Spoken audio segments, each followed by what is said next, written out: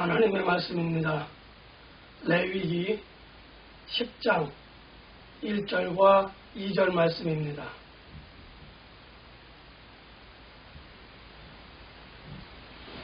아론의 아들 나답과 아비후가 각기 향로를 가져다가 여호와께서 명령하시지 아니하신 다른 불을 담아 여호와 앞에 분향하였더니 불이 여호와 앞에서 나와 그들을 삼키매 그들이 여호와 앞에서 죽은지라.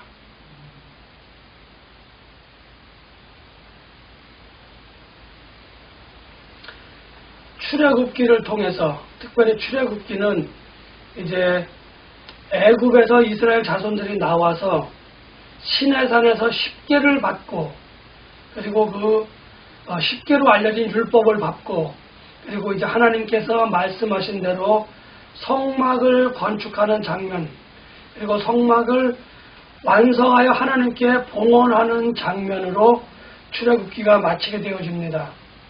그리고 이제 그 시내산 아래에 있는 광야에서 성막을 건축하여 봉헌한 이후에 드리는 첫 번째 제사라고 할 수 있는 그러한 제사에서 오늘 제사장으로 임명된 아론과 그의 네 아들, 특별히 장남과 차남이었던 나답과 아비후가 한 실수에 관해서 오늘 성경은 기록하고 있습니다.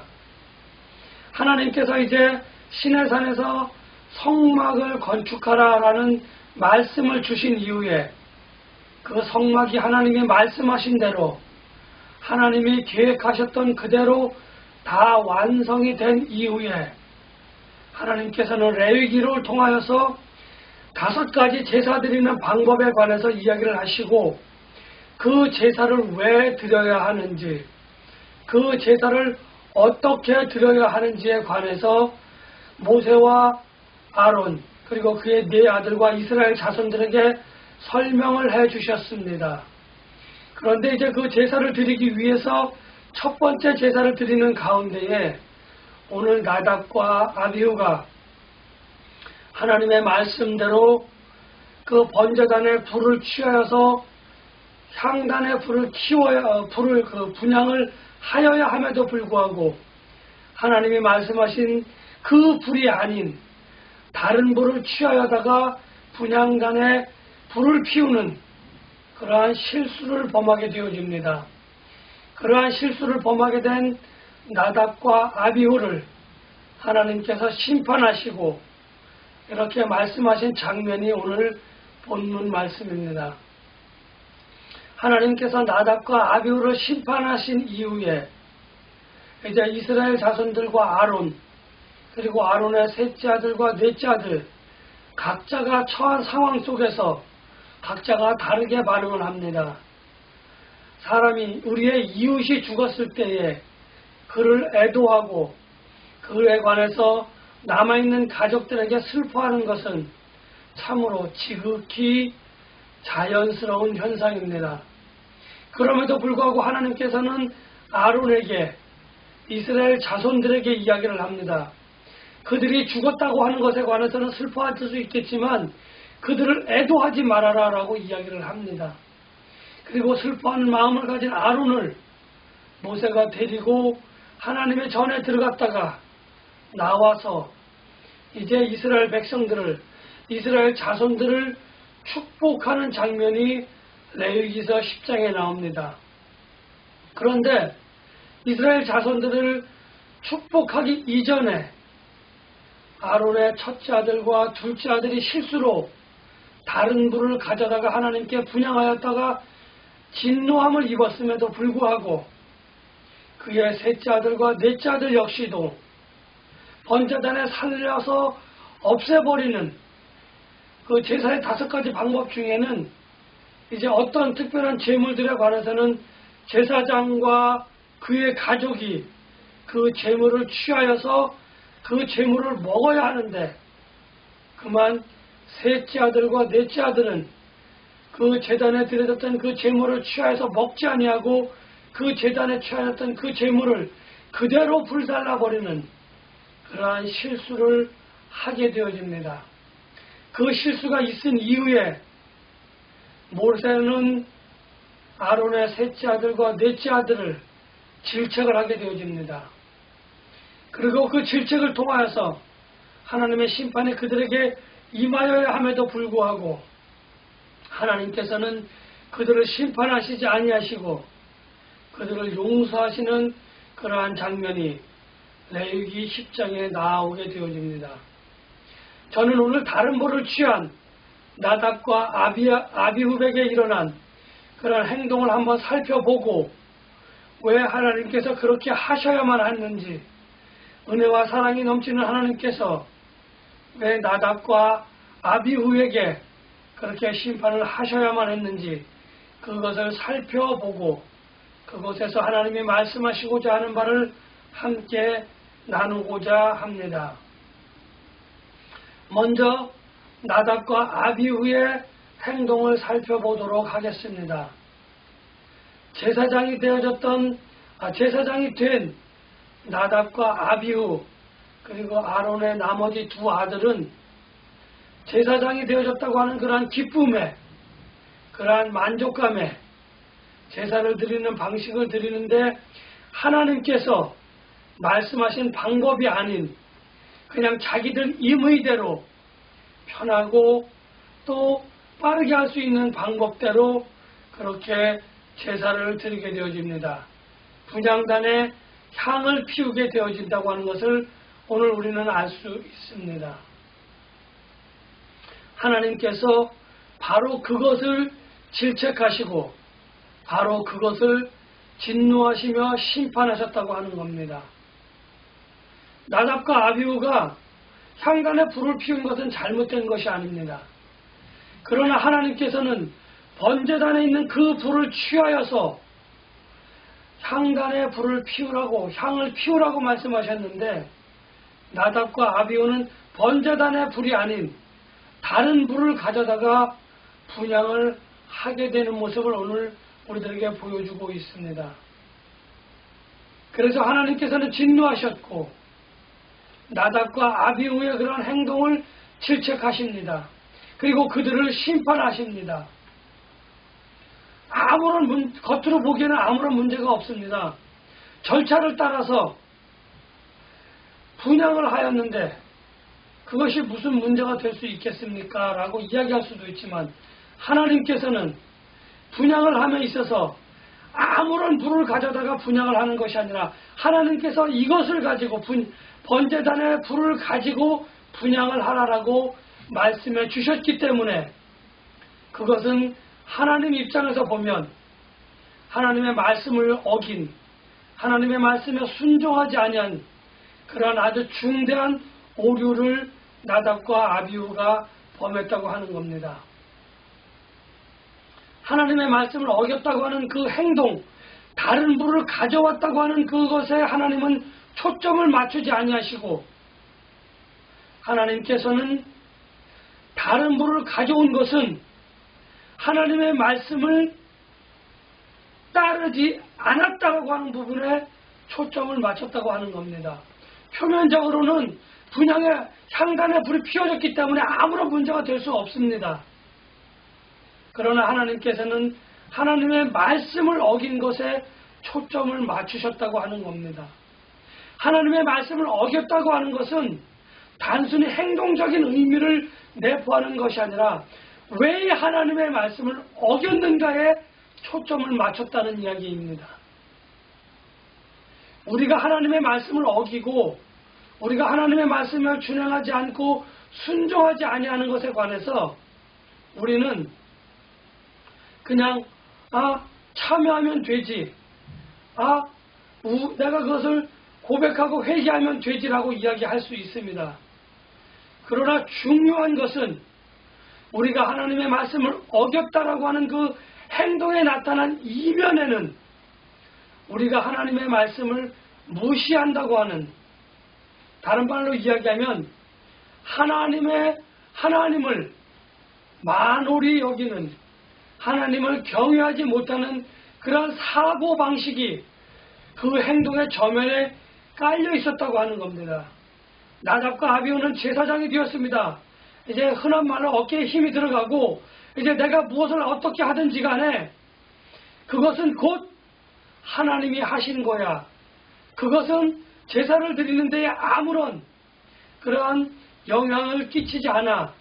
그냥 제사를 드렸으니까 됐어 라고 하는 그러한 자만의 마음, 하나님의 말씀을 하나님을 만홀히 여겨서 그 말씀을 왜곡되게 해석하고 왜곡되게 행동을 해서 하나님으로부터 그들은 진노를 받았다는 것입니다. 많은 신앙 공동체가 있습니다. A라고 하는 교회, B라고 하는 교회가 있고요. 선교단체가 있습니다. 또 교회가 있습니다. 또 사회 봉사를 하는 신앙 단체들이 있습니다. 이 단체들이 하는 여러 가지 일들은 하나님께 영광을 올려드려야 되고 하나님의 영광을 나타내는 그런 행동을 하여야 한다고 하는 것은 아무도 부인할 수 없습니다.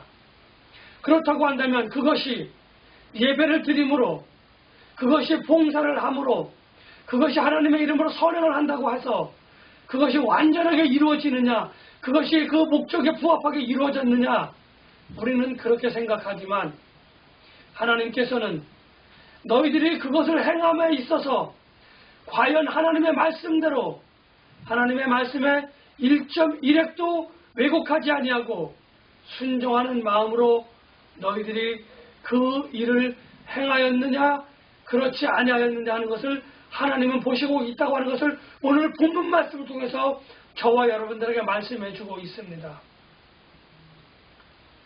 신앙 공동체의 대표적인 모임인 교회에는 많은 직분자들이 있고 많은 사역자들이 있습니다. 담임 목사가 있고 부목사가 있고 전도사가 있고 장로님들이 있고 권사가 있고 안수 집사가 있고 서리 집사가 있습니다. 그리고 오늘 처음 교회에 나와서 신앙생활을 하기로 작정하신 그러한 어린아이와 같은 신앙을 가지신 분들도 있습니다. 신앙생활을 오래 했고 신앙생활을 잘하고가 중요한 것이 아니라 신앙생활의 근본이 되어지는 것은, 신앙생활의 표준이 되어지는 것은 나의 생각이 아니고 나의 이성이 아니고 나의 경험이 아니고 오직 하나님의 말씀에 의해서 우리가 신앙생활을 하느냐 그렇지 않느냐 하는 것을 하나님은 보시고 계시다고 하는 겁니다.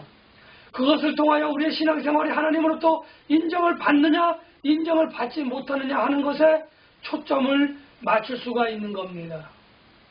만일 나답과 아비후처럼 하나님의 말씀이 아닌 내가 편한 대로, 내가 경험한 대로, 내 생각대로 신앙생활을 한다고 한다면 그것은 오늘 본문 말씀에 비춰보는 것과 마찬가지로 하나님으로부터 진노를 받을 수밖에 없고 그 진노의 결과로 그들은 멸망당할 수밖에 없는 것입니다.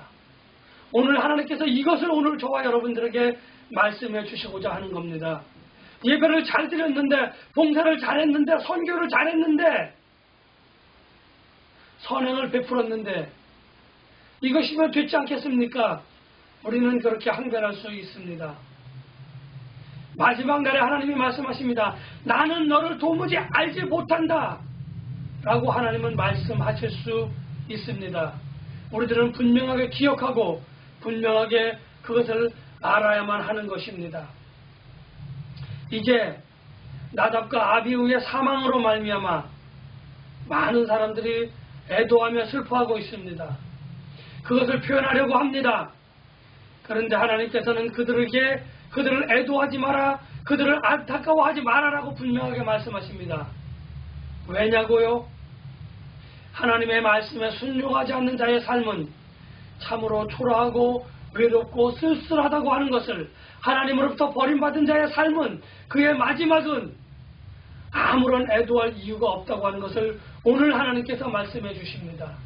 인간의 마음으로는 함께 애도하고 함께 슬퍼하며 함께 그 고통에 참여하고 싶은 것이 인간의 마음이지만 그렇게 하지 말라고 하는 하나님의 말씀, 하나님의 말씀을 준행하지 않는 자에 대한 하나님의 엄격하고 준엄한 심판의 결과는 사람들로부터 아무런 슬픔이나 아무런 애도의 마음을 가질 수 없다고 하는 것을 오늘 하나님께서는 단호하게 저와 여러분들에게 말씀해 주시고 계십니다. 이제 모든 사람들이 애도하며 슬픔 가운데에 빠져 있는 그 가운데에 이제 아론의 셋째 아들과 넷째 아들이 또 같은 실수를 하게 되어집니다. 그런데 이번에는 아론이 그들을 변호합니다. 내가 잘못 이야기했다. 내가 잘못했다. 그래서 나의 셋째와 넷째 아들이 그런 실수를 했으니 모든 실수는 나의 가르침의 부족이다. 이렇게 고백을 합니다. 모세가 그것을 듣고 아론과 함께 하나님이 계신 곳으로 나아가 하나님께 중재를 하고 하나님께서는 그를 용서하고 그의 셋째 아들과 넷째 아들을 용서하셨고 모세와 아론은 하나님으로부터 나와서 성막의 문 앞에 서 있는 모든 이스라엘 자손들을 축복합니다. 애도하려고 하는 그 마음을 가진 사람, 셋째와 넷째 아들이 실수하였기 때문에 하나님으로부터 또한 죽임을 당할 수 있겠구나 안타까워하는 하나님을 경외하는 마음을 가진 그 모든 사람들을 축복하며 레위기 10장은 그렇게 막을 내리게 되어집니다. 하나님 앞에서 누구라도 실수할 수 있고 누구라도 잘못을 할 수 있습니다. 그러나 그것을 중보하려고 하는 모세와 아론의 그 마음, 그 아론의 마음은 하나님의 마음을 움직였고 하나님의 마음을 움직였고 그뿐만 아니라 그들은 하나님으로부터 축복을 받는 놀라운 그러한 일들을 가져오게 되어집니다. 저와 여러분들도 마찬가지입니다. 우리의 신앙 공동체 안에서 누군가 잘못하고 실수하였을 때 그들을 질책하고 그들을 욕하기 이전에 모세와 아론처럼 하나님 앞에 나아가 그들을 변론하고 그들을 중재하는 중재자의 삶을 우리는 살아야만 할 것이라고 저는 말씀을 드리고 싶습니다. 그럴 때에 우리는 하나님으로부터 축복을 받게 되어집니다. 지난 시간에도 하나님으로부터 축복을 받는 자들의 삶에 관해서 이야기를 했습니다. 오늘도 우리가 하나님께 축복을 받으려고 한다고 한다면 우리는 안타까워하는 마음, 또 그들을 불쌍히 여기는 마음을 가지고 하나님의 앞에 나와 그들의 아픔에 동참할 줄 아는 그러한 마음을 가졌을 때에 우리는 하나님으로부터 칭찬을 받을 수 있다고 하는 것을 저는 여러분들에게 말씀을 드리고자 합니다. 하나님의 말씀대로 행하지 않는 그러한 행동은 단순히 행동적인 말뿐만 아니라 중요한 것은 하나님을 만홀히 여기는 그러한 사상이, 그러한 생각이 저변에 깔려 있다고 한다면 그것은 정말 하나님으로부터 심판을 피할 수 없는 그러한 지경에 이를 수밖에 없다고 하는 것을 저는 여러분들에게 말씀을 드리고자 합니다. 하나님을 만홀히 여기지 아니하고 하나님을 경외하며 하나님께 순종하며 하나님의 말씀에 준행하는 삶을 통하여 축복을 마음껏 누리시는 우리 모두가 되시기를 예수님의 이름으로 간절히 축복하며 기원합니다.